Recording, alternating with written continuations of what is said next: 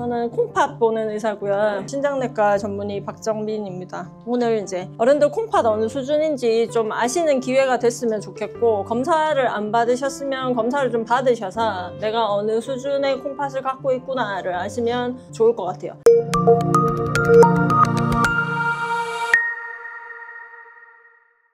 콩팥은 등허리에 있어요. 이렇게 했을 때 여기 이렇게 돌리면 요 등허리에 붙어 있거든요. 요 뒤에서 요 앞에까지 가는데 이렇게 가로질러요. 이 그림으로 봐서는 그냥 이 앞에 있고 이 밑으로 내려가서 여기 오줌이 고이겠네 이렇게 보이지만, 뒤에 있고 여기 요로라는 거는 이 몸통을 가로질러서 앞으로 이렇게 내려가게 돼 있거든요. 방광은 요거는 앞에 있어요. 그래서 오줌 마려울 때 요 앞에가 이제 터질 것 같아 뭐 이렇게 하시는데, 그렇게 생겨 있습니다. 근데 요 작은 게요, 본인 주먹 정도 크기예요. 여기서 조금 더 커요. 쪼매네요 사실은. 저희가 이제 이식하는 환자분 수술방에 들어가 보고 이제 그러면 진짜 딱 요만하고 콩 모양으로 생겨서 콩팥 이렇게도 부르거든요. 진짜 얘가 하는 일이, 우리가 먹고 나면 대소변을 보잖아요. 내가 먹고 마시는 거를 고체로는 배변으로 내놓고요, 액체로는 소변으로 내놔요. 소변은 지금 오늘 말씀드리려고 하는 콩팥이 만들어서 내놔요. 그러면 우리가 먹고 속된 말로 싸는 거, 이거를 크게는 대사라고 얘기를 하는데요, 콩팥이 일을 잘 해야 소변이라는 게 잘 나오거든요. 근데 얘가 소변이라는 걸 만들 때 노폐물을 걸러서 소변이라는 거에 버리게 만들어주고요. 그 다음에 쓸만한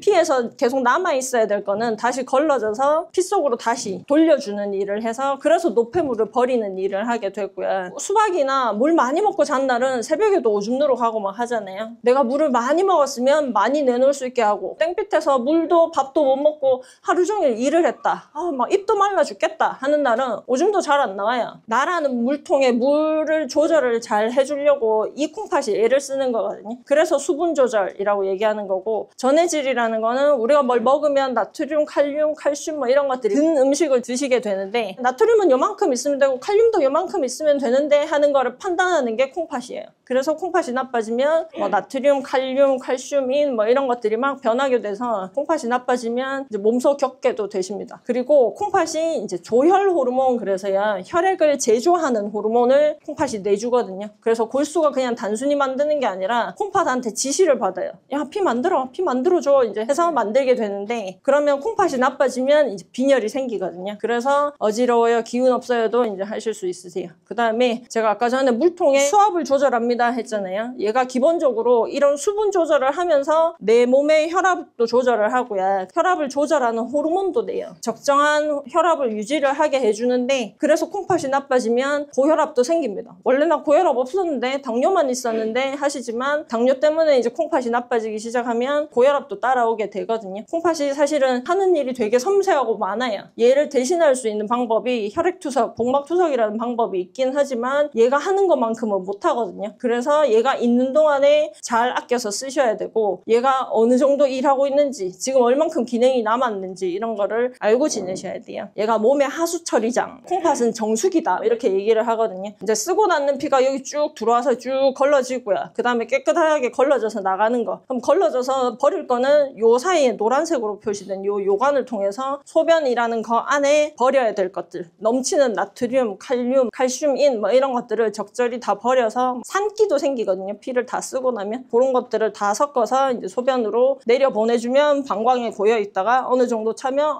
쉬마려 이제 그러고 소변을 보시게 되는 거예요. 얘가 기본적으로 하는 일은 이런 하수 처리, 노폐물을 처리하는 기능을 하게 돼서, 그래서 이제 어느 것보다 중요한 기능이고요. 피검사에서 콩팥 기능을 확인하시는 거는 오른쪽 왼쪽 한쪽만 보는 게 아니라 이 두 개가 같이 일한 거를 합산해서 보여주는 거거든요. 어떤 어른들은 옛날에 뱃일 하다가 배 밧줄에 탁 치여가지고 콩팥 한쪽을 다쳤다, 떼냈다, 나머지 콩팥 한 개가 한 개 없는 만큼 열심히 일을 조금 더 합니다. 그래서 2배만큼 일하진 않지만 1.5배 일할 수도 있고요. 한쪽 콩팥이 기능을 잘 못하거나 아예 엄마 뱃속에서 날 때부터 짝짝이로 낳는 분들도 있거든요. 그러면 한쪽이 조금 더 커져서 이제 일을 메꿔야 2개 콩팥이 같이 일하는 거를 피검사에서 남아있는 콩팥 기능을 확인할 수 있으세요.